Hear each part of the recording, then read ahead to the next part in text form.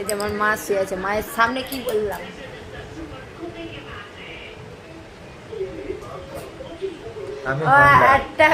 একটা গাড়ি নেবে বলছে, মানে বাইক, তো সেটা এখন কি হচ্ছে, বলছে যে যেটা দেখতে সুন্দর, আমি বললাম ওটা দেখতে সুন্দর, সে ওটা আমার পছন্দ।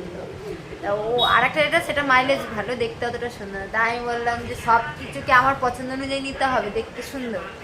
তুইও তো দেখতে সুন্দর না, তোর থেকে অনেক ছেলে ছিল দেখতে সুন্দর, তোকে কেন নিলাম, মাইলেজ বেশি।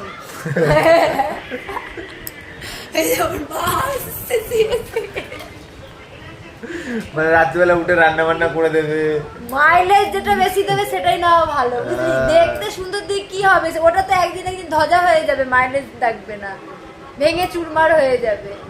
আর সুন্দর দেখলে সুন্দর তো রূপ থাকবে না, তার থেকে মাইলেজ দেওয়াটাই বেশি নেওয়া ভালো না।